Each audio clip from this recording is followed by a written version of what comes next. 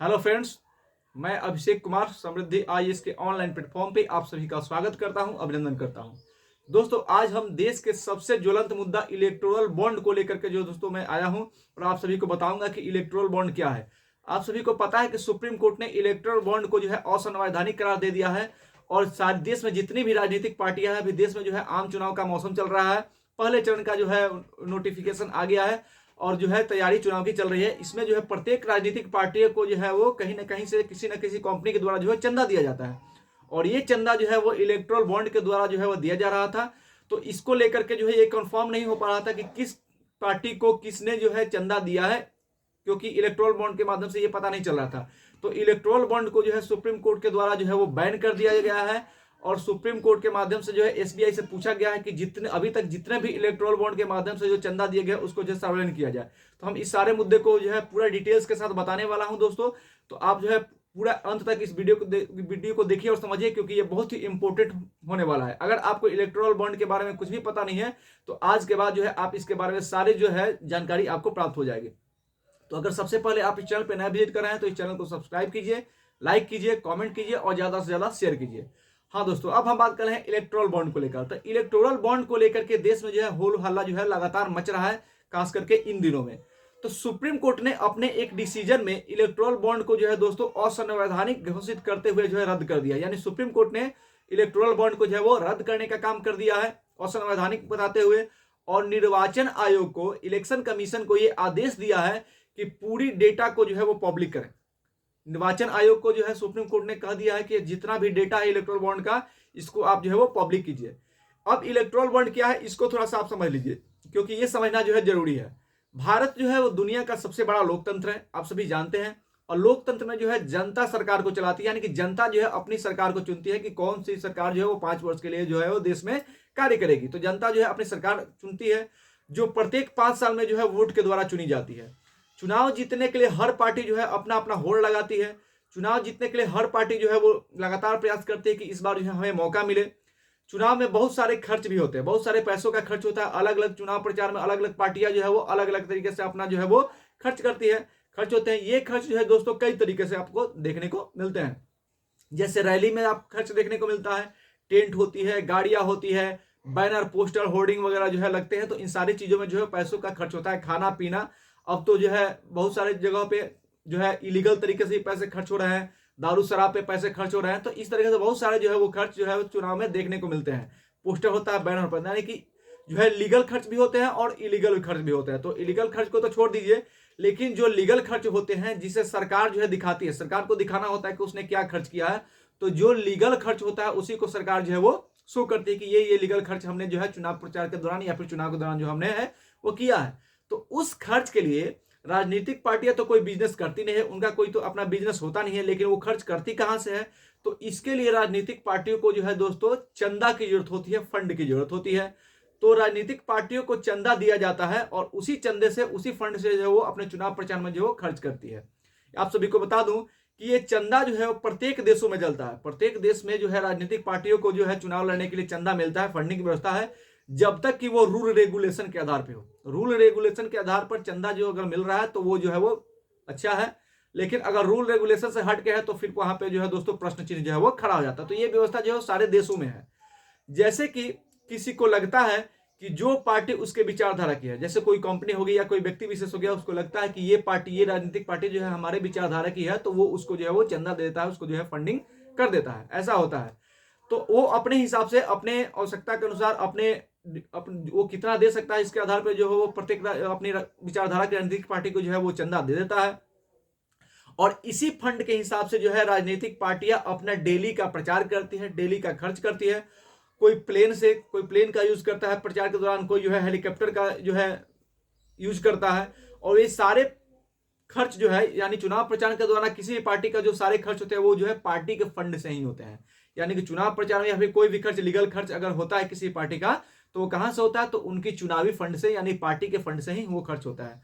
अब इस फंड में एक समस्या जो है दोस्तों ये हो गई कि कोई भी किसी व्यक्ति को अगर फंड देता था तो उसे जो है वो ब्लैक मनी के रूप में जो है वो ज्यादा हो जाती थी। यानी फंड देता था वो ब्लैक मनी के रूप में हो जाती थी। जैसे कोई पार्टी या कोई व्यक्ति जो है मान लीजिए अगर टैक्स नहीं दे रहा हो, तो वो पैसा पार्टी जो है वो चंदा देता, टैक्स नहीं देता था तो वो पैसा जो है वो कैश के रूप में वो पार्टी को क्या कर देता था, चंदा दे देता था। टैक्स नहीं देता था और वही पैसा पार्टी को चंदा के रूप में दे देता था। इससे जो है वो कैश का ट्रांजेक्शन जो है वो ज्यादा होने लगा पार्टियों के पास। इसी वजह से 2018 में, इसी वजह से ध्यान रखिएगा समय 2018 में इलेक्टोरल बॉन्ड को लाया गया। 2018 में इलेक्टोरल बॉन्ड को लाया गया। उस समय जो है भारत के जो है वित्त मंत्री हुआ करते थे अरुण जेटली सर, जो कि अब नहीं है। तो 2018 में इलेक्टोरल बॉन्ड को लाया गया और इलेक्टोरल बॉन्ड को जो है वो एसबीआई ही जारी करता है। स्टेट बैंक ऑफ इंडिया जो है वो इलेक्टोरल बॉन्ड को जारी करने का काम करती है और कोई व्यक्ति एसबीआई के किसी फिक्स ब्रांच में जाकर इलेक्टोरल बॉन्ड को जो है वो खरीद सकता है। एसबीआई केवल जारी करती है और उसके फिक्स ब्रांच से जाकर कोई भी व्यक्ति उसको जो है वो खरीद सकता है। इलेक्टोरल बॉन्ड जो है दोस्तों एक रसीद की तरह होता है। इलेक्टोरल बॉन्ड जो है वो केवल एक रसीद की तरह होता है और यह चलता फिरता डिमांड ड्राफ्ट की तरह होता है। उस पर जो है कि ना तो किसी खरीदने वाले का नाम लिखा होता है, ना किसी को देने वाले का नाम लिखा होता है। यानी वो एक जो है रसीद की तरह होता है और ये चलता फिरता डिमांड ड्राफ्ट की तरह होता है। इस पर कुछ नहीं लिखा होता है कि इसको कौन खरीदा है और किस पार्टी को जो है वो देगा। जो खरीद लेगा और किसी राजनीतिक पार्टी को दे देगा, वो उसको कैश, कोई व्यक्ति उसको खरीद लेगा और किसी राजनीतिक पार्टी को दे देगा और वो राजनीतिक पार्टी जो है उसका जो है वो कैश करा लेगी। ऐसे ही ये होता है। यानी कि जैसे पहले मोबाइल का कूपन आता था, कूपन ले लिया और किसी ने उसको खरोचा, किसी ने उसका रिचार्ज कर लिया। ऐसा ही है कि रिसिप्ट खरीदा, उस पर किसी का ना नाम है ना किसी का पता है, किसको देना है कुछ पता नहीं है और उसको जो है वो कोई व्यक्ति खरीदा और किसी राजनीतिक पार्टी को दे दिया और वो राजनीतिक पार्टी जो है उसको क्या करती है कि कैश करा लेती है। इसका पता अगर किसी को रहता है तो केवल एसबीआई को रहता है कि किसने खरीदा, क्योंकि उस समय जो है वो केवाईसी देता है, यानी कि आधार और पैन देता है और तब जाके वहां से उसको खरीदता है। यानी कि केवल एसबीआई के पास ही डिटेल्स रहता है कि किसने उसको खरीदा, बाकी किसी को उसके बारे में कुछ पता नहीं रहता है केवल। तो एसबीआई ही इलेक्टोरल बॉन्ड जारी कर सकती थी और यह वर्ष में प्रत्येक 3 महीने पर जारी किया जाता था। यानी इलेक्टोरल बॉन्ड जो है वो एसबीआई के माध्यम से वर्ष एक साल में जो है 3 ही बार जारी किया जाता था। कब कब? एक साल में जो है वो इसको 3 महीने पे जारी किया, 3 बार नहीं 3 महीने पे, यानी 12 महीने में 3 महीने की 4 बार। पहला जो है 1 से 10 जनवरी तक, दूसरा 1 से 10 अप्रैल तक, तीसरा 1 से 10 जुलाई तक और चौथा 1 से 10 अक्टूबर तक जो है इस इलेक्टोरल बॉन्ड जो है एसबीआई जारी करता है।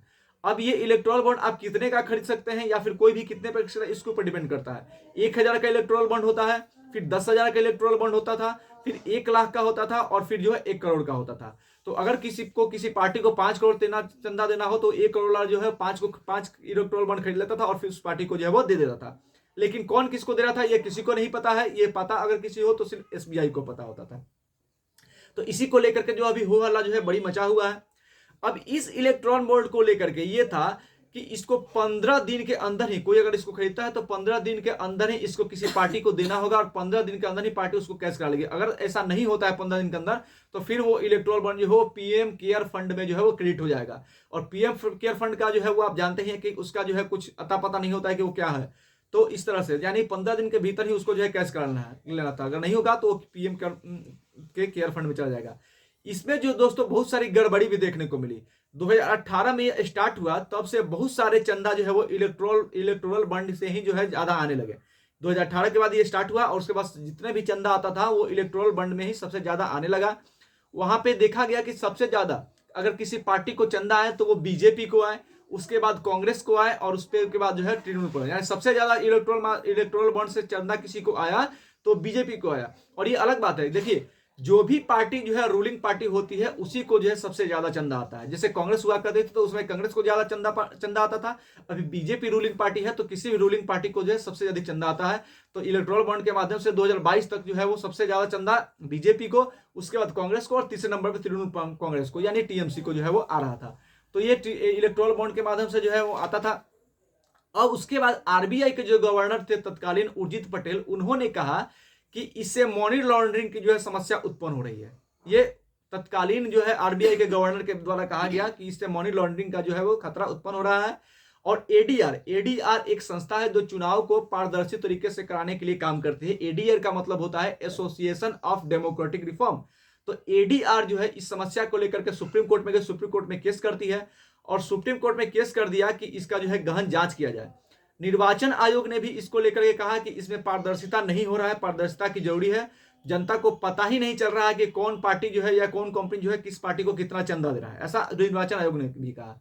कई बार आरोप लगता है कि कई बार ये आरोप लगता है, आप भी देखते हैं, अभी भी आरोप लग रहा था, राजनीतिक पार्टियां जो है वो सरकार जो चल रही है उसके ऊपर आरोप लगा रही थी कि सरकार जो है किसी एक कंपनी को ज्यादा प्रॉफिट देने का काम कर रही है। तो कहीं ऐसा तो नहीं है ना कि उस कंपनी ने ज्यादा चंदा दिया है और 100 रुपये के बदले वो जो है 1 लाख का काम करा रही है सरकार से, क्योंकि सरकार जो है अपने जेब से तो सरकार को देना नहीं होता है, वो तो देश का पैसा होता है। इसको लेकर के जो है सुप्रीम कोर्ट में बहुत सारी बहस हुई, दलीलें रखी गई। इलेक्ट्रोल बॉन्ड को लेकर के कहा गया कि क्या क्या इसका लॉस है, इसकी अलग अलग जो है खामियों को बताया गया। इसकी जो खामियां थे उसको सुप्रीम कोर्ट ने समझा भी और तब उन्होंने समझा। पहले था, देखिए पहले क्या था कि चंदा अपने कोई भी कंपनी चंदा अपने प्रॉफिट का जो है 7.5% ही दे सकती थी। पहले ऐसा रूल था कि कोई भी कंपनी अगर किसी राजनीतिक पार्टी को चंदा देती है तो वो 7.5% अपने प्रॉफिट का जो है दे सकती थी, इससे ज्यादा नहीं दे सकता था।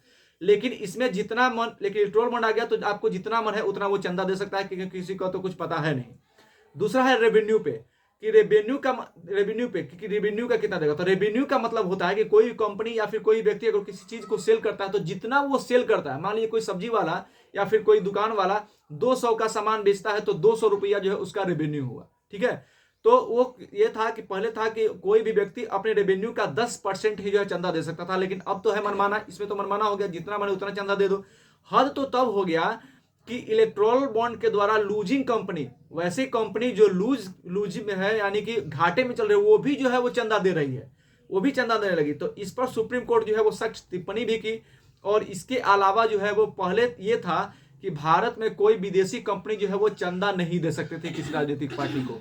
मान लीजिए कि चाइना जो है भारत में किसी राजनीतिक पार्टी को अगर चंदा दे देता है और वो राजनीतिक पार्टी अगर भारत में जीत जाती है तो ये उसकी पसंद की सरकार हो गई, तो सरकार भारत में चलेगी और इशारे पे चाइना काम करेगी। तो इसलिए ये बैन था कि कोई भी विदेशी कंपनी जो है वो भारत में चंदा नहीं दे सकता था। इसको भारत में बैन लगाया गया कि कोई विदेशी कंपनी भारत में चंदा नहीं देगा।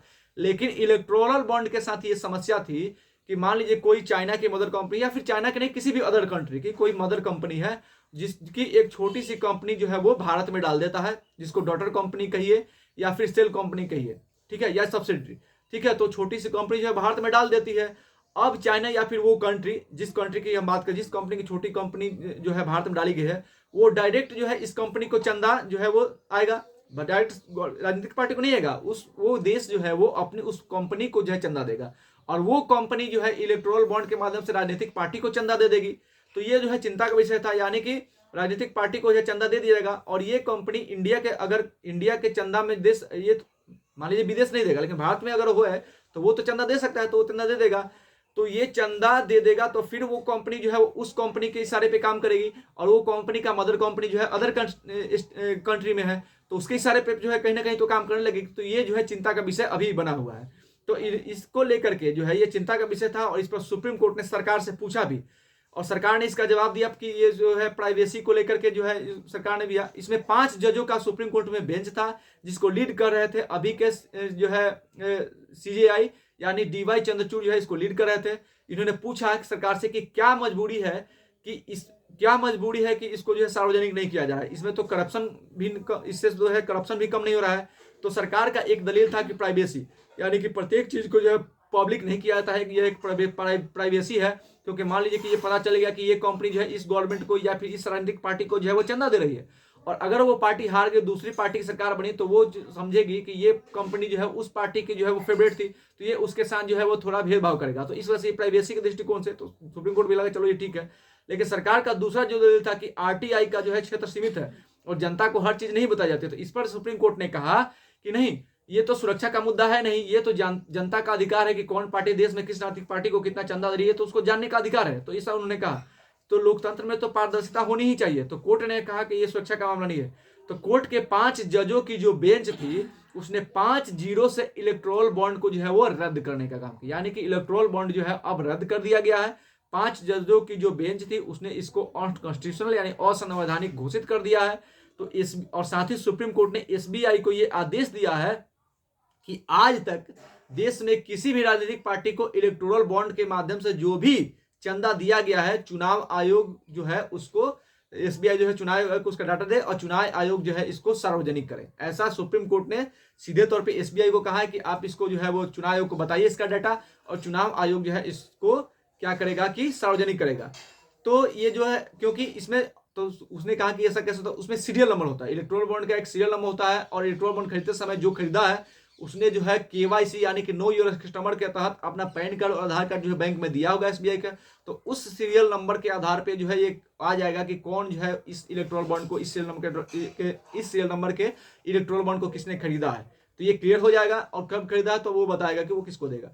तो ये जो है इलेक्शन कमीशन को, चुनाव आयोग को जो है कहा गया है, डेट भी बताई गई है कि जल्द से जल्द जो है इस डेटा को सार्वजनिक कीजिए ताकि जनता जो है इसको जान पाए। तो सुप्रीम कोर्ट इलेक्ट्रोल, आप समझ गए कि इलेक्ट्रोल बॉन्ड क्या है। ये एक तरीके से रसीद है जिसको सुप्रीम कोर्ट जो है एसबीआई जो है जारी करता है, और ये जो है कोई भी खरीद सकता है, खरीद करके किसी भी राजनीतिक पार्टी को दे सकता था।